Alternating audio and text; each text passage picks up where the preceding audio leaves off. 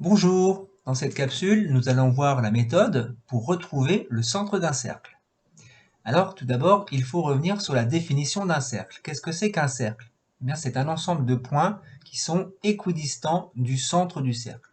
C'est-à-dire que si je prends deux points A et B sur le cercle, eh bien, les points A et B seront tels que OA est égal à OB. Alors, je vais placer deux points A et B sur le cercle.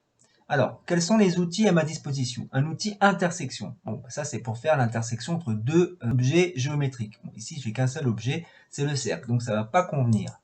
Ensuite, je vais avoir un point lié. Ah oui, point lié à un objet. Donc là, je vais avoir point lié au cercle. Donc je vais prendre cet outil-là.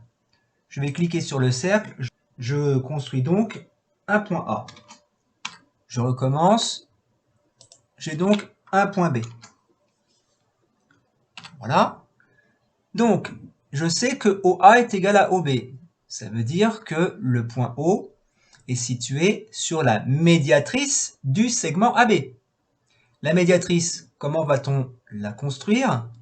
Ici, je vois que j'ai un petit pictogramme avec angle droit, perpendiculaire, c'est pas exactement ça. Ah, surprise, l'outil médiatrice est prévu par l'exercice.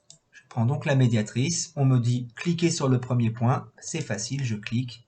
Et voilà ma médiatrice. La médiatrice, je vais l'appeler la droite D1.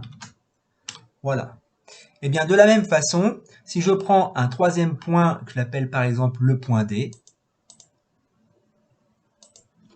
voilà, le point grand D, et bien le point O va appartenir à la médiatrice du segment BD. En effet, je vais avoir OB égale OD. Donc le point O est équidistant des extrémités du segment B et D, il appartient donc à la médiatrice de BD. Je construis la médiatrice de la même façon, je clique sur B, je clique sur D, et voilà. J'appelle donc cette droite la droite D2. Et bien maintenant, c'est là qu'intervient notre outil intersection. Je vais venir rechercher dans ce menu. Voilà. Intersection entre la droite D1 et la droite D2. Voilà, on a le point O. Et je valide ma réponse. Voici la solution qui était proposée par l'exercice. À bientôt.